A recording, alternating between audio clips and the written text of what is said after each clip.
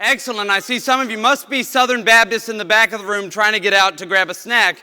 But I'm going to join you, actually, much to the chagrin of the cameraman in the back. I'm going to join you here on the floor. My name is Matthew Hurt, and I'm the Director of External Relationships for Americans for Prosperity Foundation. And we are in 36 states, including right here in the Peach State and across the country. Now, something Eric said a few moments ago, maybe about 25 or 30 minutes ago, he noted that you guys are in a dispute with Tennessee regarding some water rights.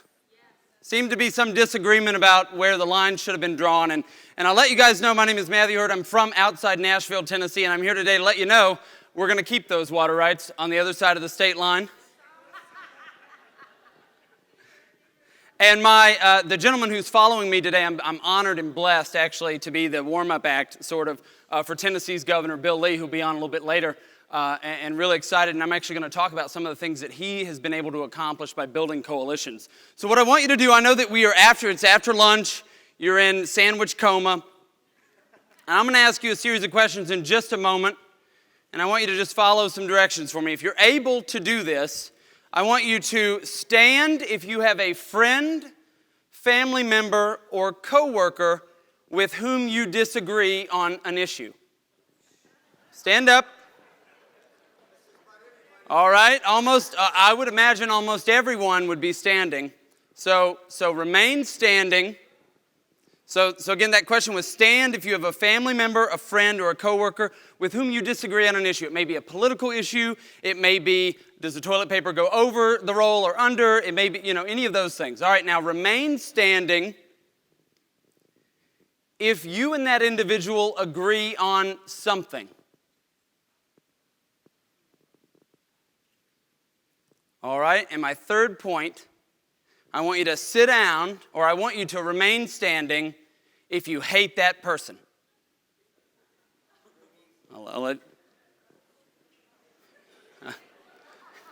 So a few of you are wondering, it's like, do I? And what that tells me, and what I'm going to talk about for the next 40 minutes or so, is that I guess you, sir, have a really strong disagreement.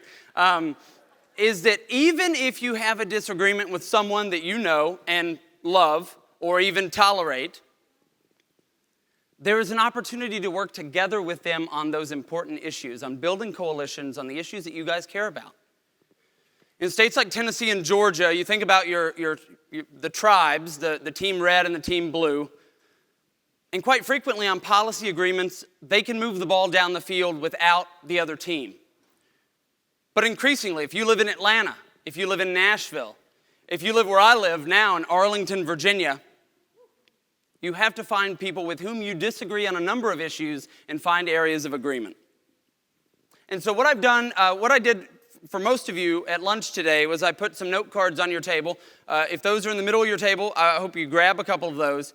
To make this as personalized for those of you in this room, I want you to do two things with these note cards, and as we go through this presentation, which is uniting with anybody to do right, I want you to write down two things for me, and I will move around the room, and my colleague Dwayne, who opened for the vice president yesterday, is around here somewhere. He's over there standing on a chair like he does a lot, but he will also be moving around the room, and I want you to write down two things. I want you to write down a question that you may have about building winning coalitions, and then I want you to write down what you hope to take from this presentation. So that's what I want you to do for about 45 seconds right now. I want you to write down, what do you hope to take from the next 40 minutes or so of our time together? Americans for Prosperity Foundation is part of a broader community of organizations that work across the four key institutions in our society: government, business, education, and community, to break down barriers that prevent people from realizing their potential. So if there's something standing in your way, something as trivial as maybe speed humps in your neighborhood, or a business regulation that's preventing you from starting that next business, all the way up to, a couple of years ago, we worked very closely, our friends at Concerned Veterans for America worked very closely with the President's administration to break down barriers for those veterans who've been failed by the VA system. So we found allies across the spectrum to ensure those individuals got the care that they deserve, the care that we promised them when they enlisted. So this is my friend Frederick Douglass, famed noted abolitionist, who said, "I would unite with anybody to do right and with nobody to do wrong." And increasingly in towns and cities and communities across the country, we are rife with political division, right? We have disagreements with our friends and family. We have disagreements with coworkers, and sometimes that can get heated. But what I found, and what we found at the Grassroots Leadership Academy, is that we tend to agree on a lot more things than what we disagree on.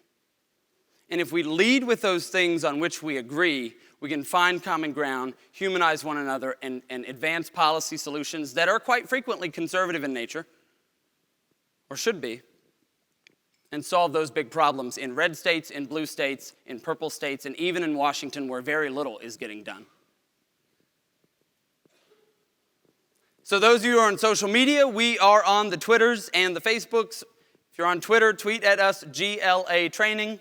You can find us on Facebook at the Grassroots Leadership Academy. And what we do, and what I hope that we're able to do today, is if you see something you like in this presentation, I want you to email me.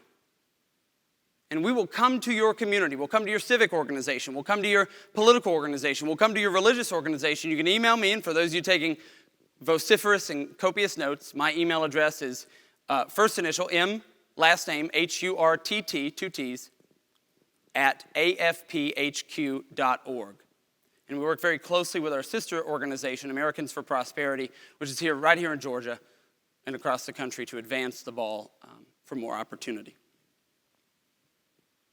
Can anybody identify the two gentlemen on the screen? All right, everybody else?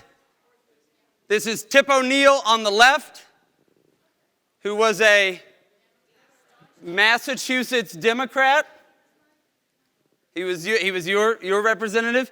And the gentleman on the right, Ronald Reagan, who was he was a conservative Republican, also president for a couple of terms.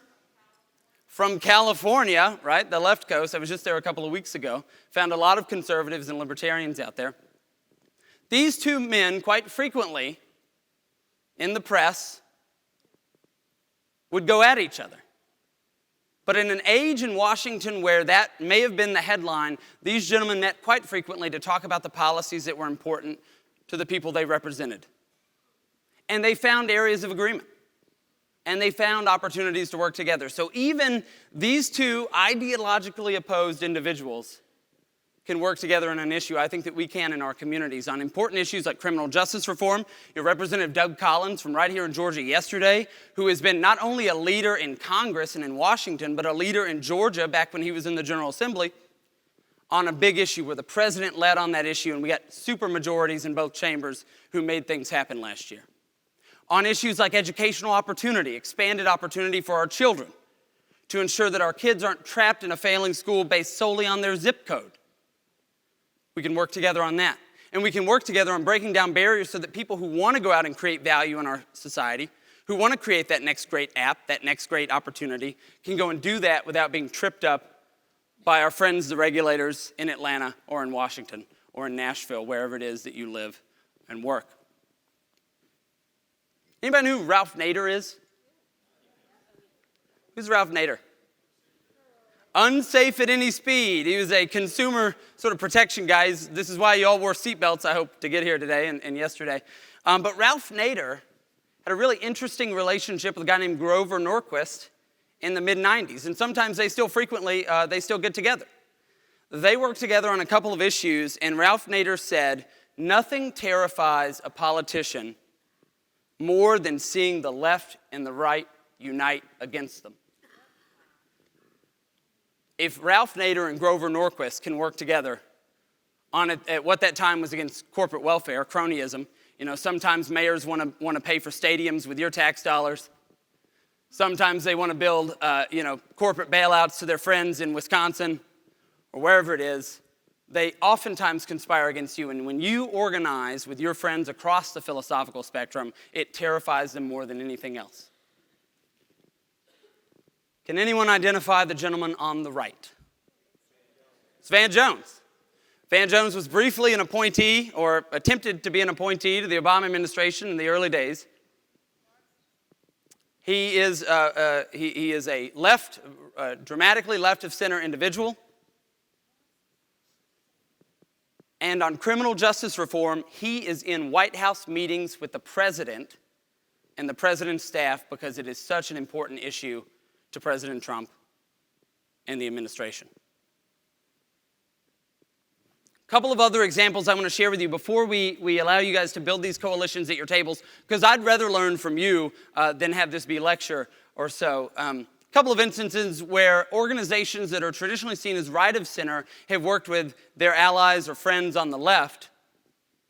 The National Rifle Association partnered with the American Civil Liberties Union in the state of New York on free speech issues, and won. Americans for Prosperity teamed up with the ACLU in Tennessee on criminal justice reform and won. It was signed by one of the most conservative, the laws were signed by one of the most conservative governors in the state. You'll hear from in just a little bit. And in Montana, AFP worked with the ACLU on free speech issues. They came together, had a majority public opinion, and it was denied by their governor, who has other aspirations I'm sure you've seen. And even, now this may ruffle a few feathers today, but even right of center organizations have teamed up in a conservative state like Oklahoma and a liberal state like New Jersey with an organization called Planned Parenthood to protect donors to protect the First Amendment right of donors to assemble and to protect them from mobs of protesters and activists who frequently go to the individuals' homes. You guys familiar with Ajit Pai? He's the commissioner of the FCC. Ajit Pai lives really close to where I live in the Northern Virginia area, and he frequently has protesters come to his house where his wife and kids live and threaten their livelihood because they disagree with him on an issue, because they disagree with him on net neutrality, which, by the way, how's your internet, folks? It's pretty good these days. So what I want you to do at your tables is I've given you a few examples of how coalitions have been built. They've worked together. What I want you to do at your tables for the next 2 or 3 minutes, think about a potential coalition on an issue that you care about. It could be lower taxes, it could be corporate welfare, it could be criminal justice reform, anything that you care about. And I want you to write down a few questions that you would ask yourself when identifying potential coalition partners. Does that make sense?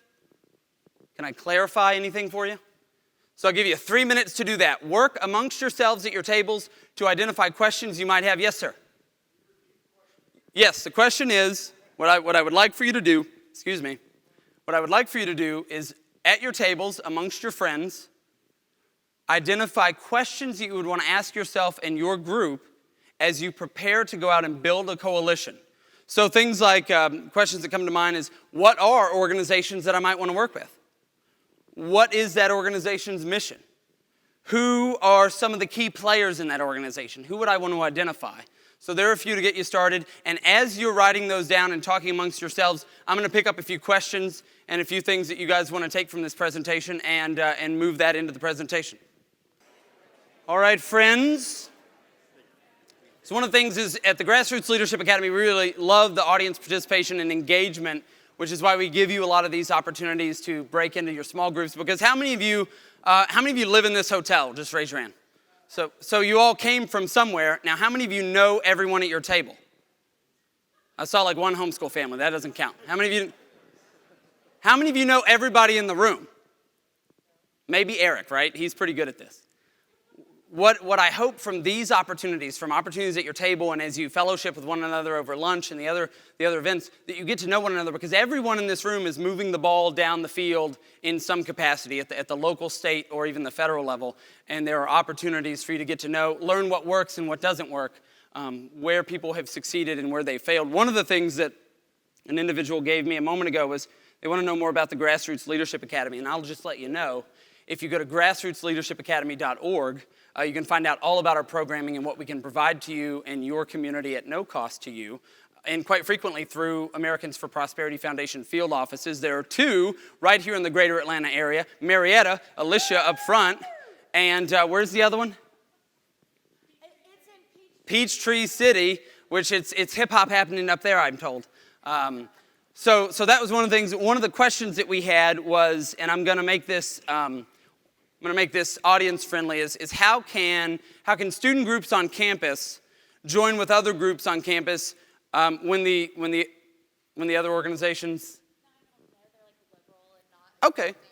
So the question is how can some groups on campus work together if there is an ideological divide? And I think depending upon the issue, so for instance, it would be like college Republicans and college Democrats working together. I graduated from Middle Tennessee State University in a long time ago, in 2009. And in the 2008 election, a long time ago.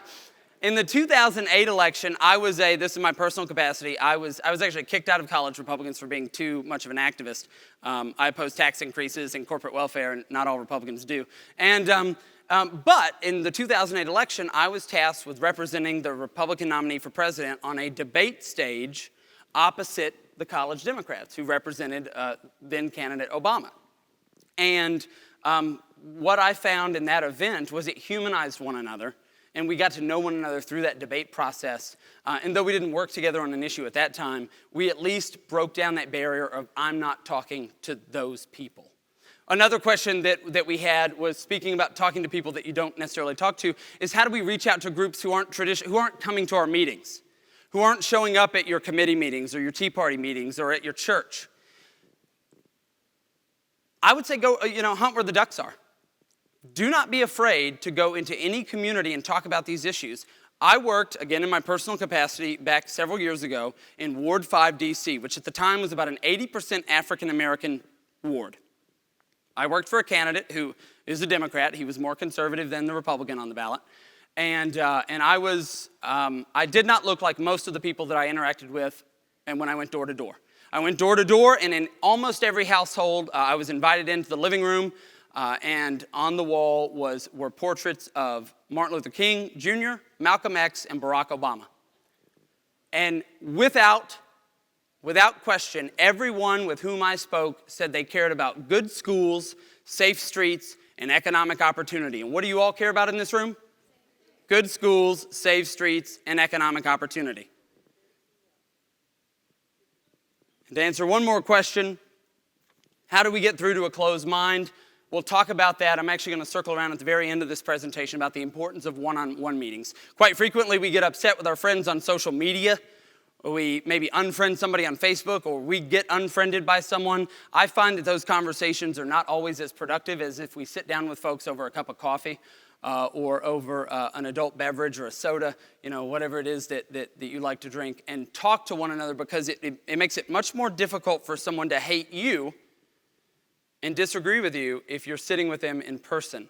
I'll tell you a story. 2 days after the 2016 election, I live in Arlington, Virginia, which voted 17% for President Trump. You can imagine politically where it is that I live.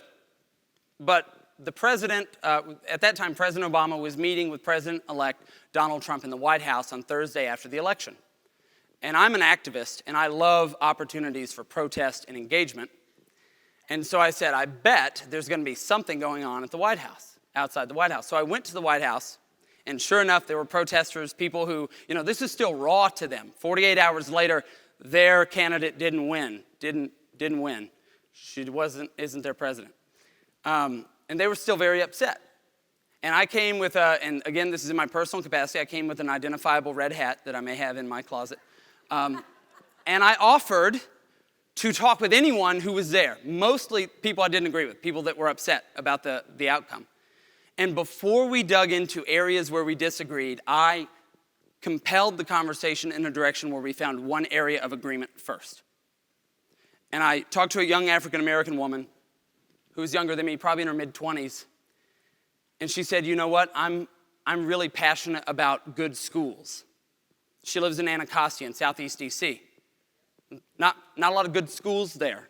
And I said, well, so how do you think we solve that problem? How do we bring people together to solve the problem of failing schools? And she says, well, I think parents should have more opportunity to send their children where they want to send them. was like, what? Really? Where else? All right, what else? Like, well, if parents want to educate their children at home, they should be able to do that. Really? That's awesome. And we found that we agreed on a good chunk of the educational opportunity portfolio, things that would empower parents to make decisions for their children. So I always try to find an area of agreement first. But what were some of the considerations you guys came up with at your tables on what to ask before you build a coalition? Feel free to shout it out. Yes, sir. One or two. Okay. Understand the needs of the community. So understanding the needs of the community. As I just mentioned a moment ago, working in Ward 5 DC, the three big concerns were good schools, safe streets, and economic opportunity. Very similar needs to all of you in this room. Yes, sir. Find thought leaders, VIPs, and centers of influence. Find thought leaders, VIPs, and centers of influence. Centers of influence, not centers of influence. That's a different kind of conference.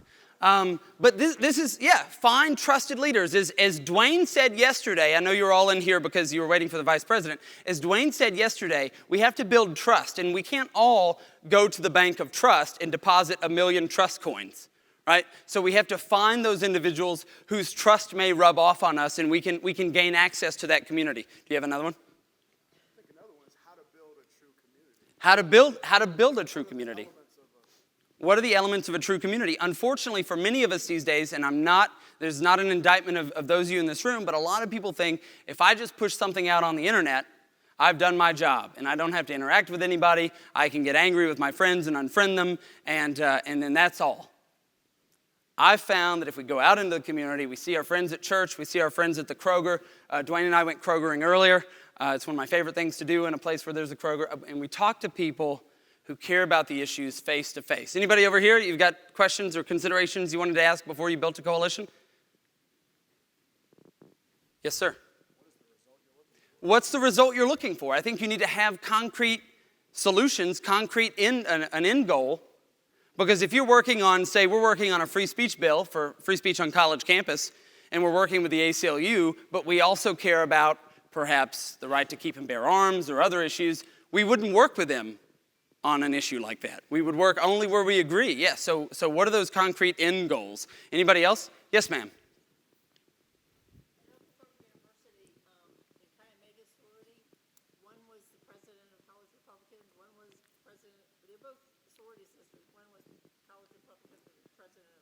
So at Oglethorpe, Chi Omegas, great ladies. One member of Chi Omega was college Republican president, one was college Democrat president. Right. So I encouraged them to get their groups together and get the van from the university and all go down during the session to the Capitol so that they could see what was going on at the Capitol in session. So to send sisters down, all of them, regardless, or the college? Actually, members from college Republicans and Okay. members from college Democrats. So teaming up to learn more about the civic process, to take their friends on either side of the aisle down to see how the sausage is made. That's awesome. That's awesome. What else? We'll take one more. Anybody else? All right, so let's take a look at some of the examples that we've got. What challenges do they face? Because quite frequently, the challenges that your organization faces, things like membership, things like activism, things like engagement, involvement, things like access to resources or access to policymakers, they quite frequently do the same. When I worked in the state senate in Maryland back in 2010, and my state senator, the gentleman with whom I worked, was a member of the Judicial Proceedings Committee. Now, Maryland it's a blue state.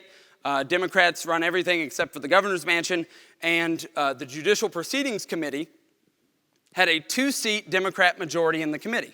So anytime there was anything controversial, and that was anything along social issues lines or anything along gun rights lines, there was always a conservative Democrat who would cross party lines and protect those issues.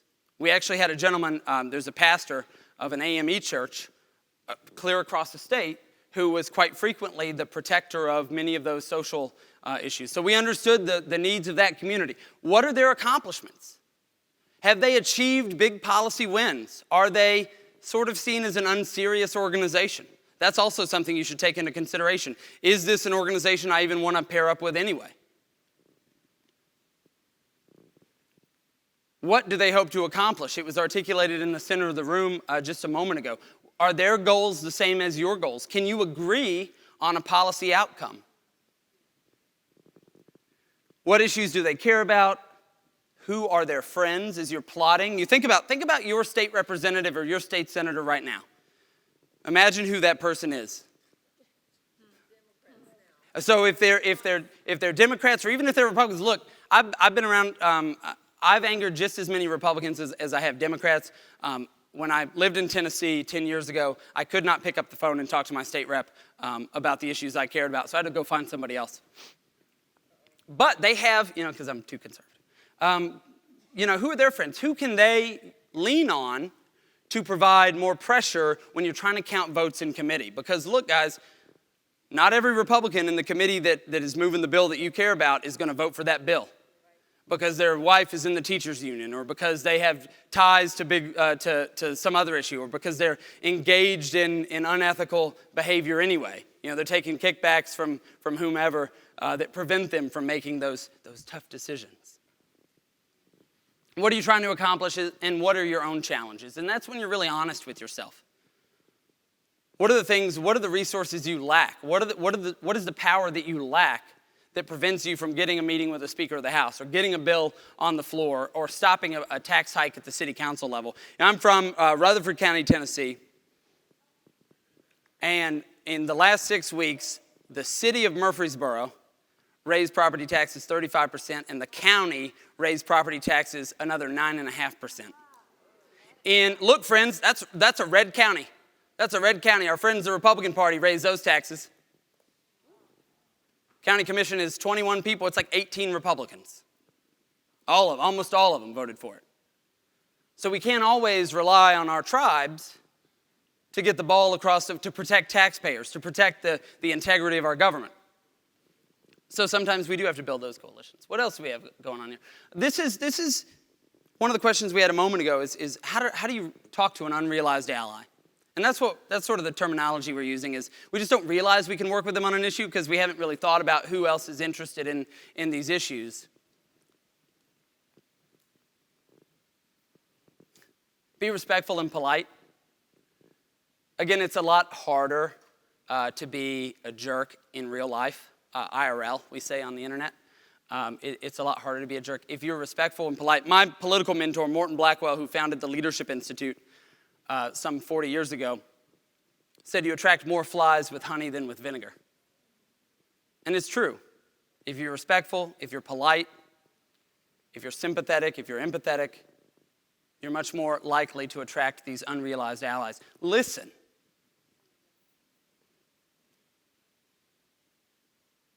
You guys hear that? Listen. When I went door to door in Ward 5, Washington, D.C., I listened to the concerns of the people, the constituents, the voters. And I realized that they all cared about the same issues I cared about. They maybe disagreed with the path to get there. And that gave me an opportunity to say, wow, that's an interesting point. I care about that issue too. It's that feel, felt, found. I used to be a bank teller, and the quickest way to get somebody angry at you about their balance is you say, you use feel, felt, found. I feel the same way you do about your overdrawn account. Other people have felt this way too, but I found if you keep a balanced check register, you won't have that problem. It's really not, that's not how you want to have that conversation. But listening to the concerns and learning that those concerns are very similar to yours. There are folks on cable news who are going to divide us. They make millions of dollars a year doing it.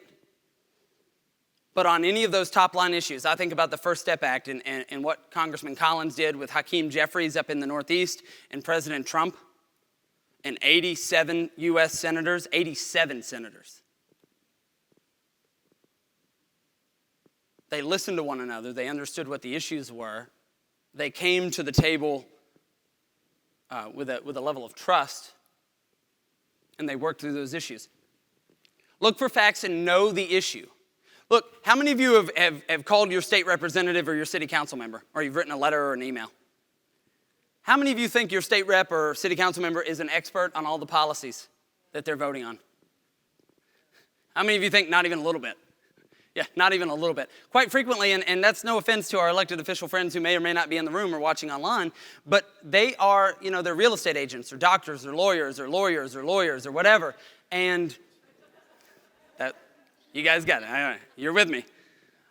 They are frequently only experts in their own field, and if a bill never comes before their committee, I can almost guarantee you they don't know much about it at all when they're voting for it on the floor. So when they sit next to their seatmate in the General Assembly, in the legislature, and they say, hey, Representative Alicia, what do you think about HB 1242? I don't know anything about it. And it turns out Representative Alicia was on the committee, and she said, well, these are the issues, this is a concern, I think it'll pass, the fiscal note is this, you should vote for it. And quite frequently, that member who had no opinion beforehand on the issue will just vote how their seatmate suggested they do. And so you have to be the expert. When you go down to the state capitol, when you go to the city council chamber, when you go to the county commission, you've got to show up and be the expert. And our friends across the aisle also have to be the experts as well, so they could bring a different perspective. Yes, ma'am. Well, in order to give the answers that the legislators really need, you've got to be an expert on the other sides. And that is a great one. What's your name? Lori says, to be an expert, to really give the answers that those legislators need, you also have to be willing and knowledgeable about the other side of that equation.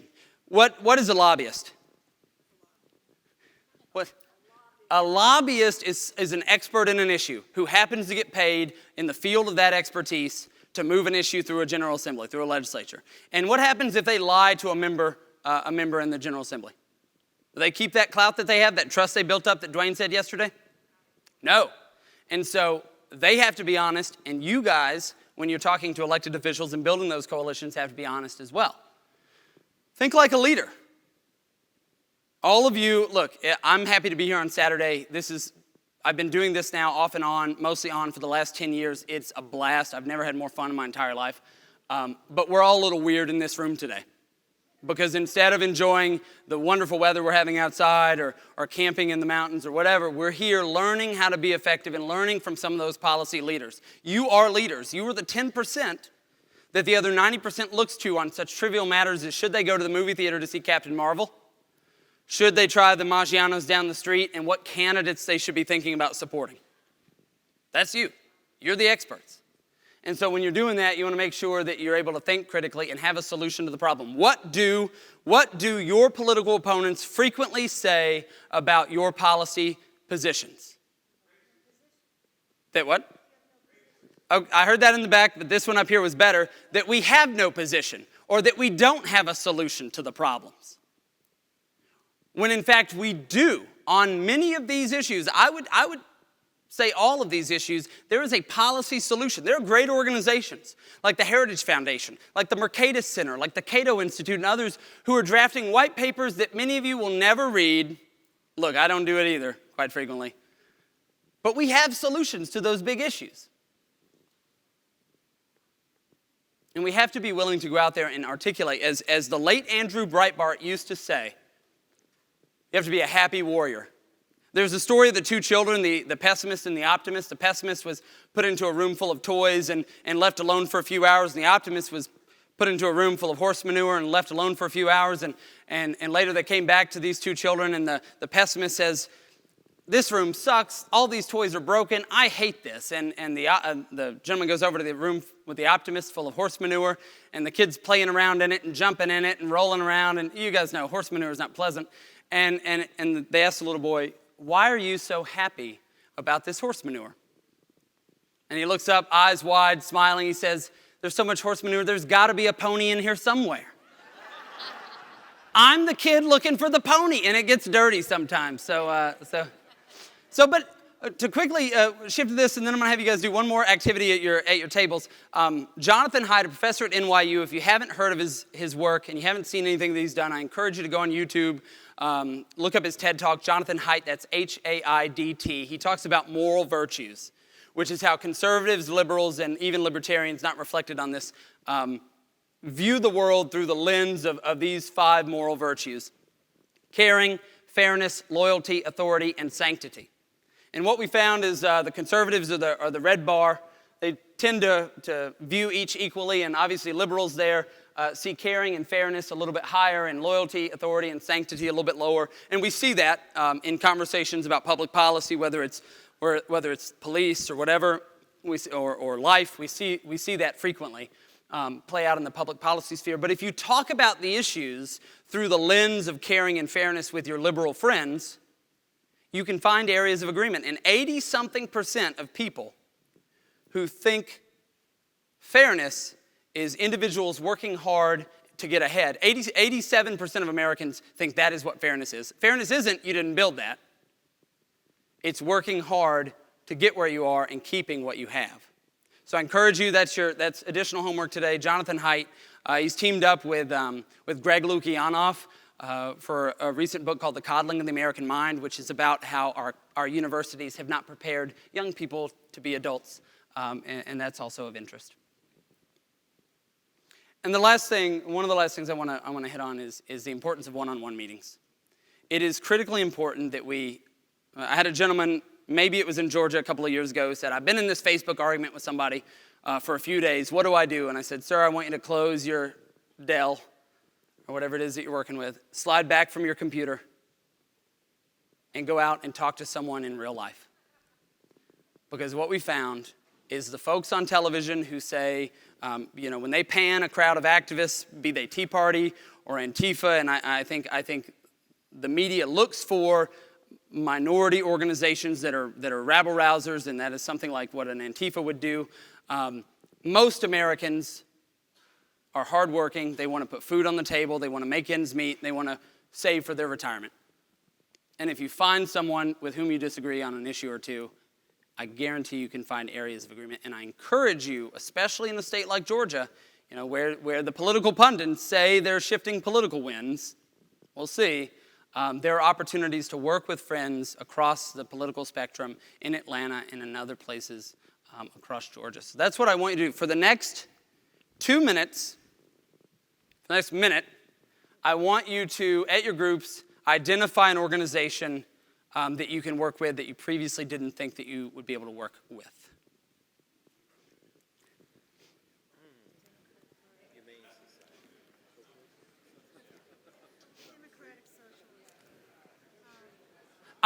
Because our time is limited, I just want to, and so I just heard Democratic Socialists. How many of you stand up if you think you could work with a Democratic Socialist?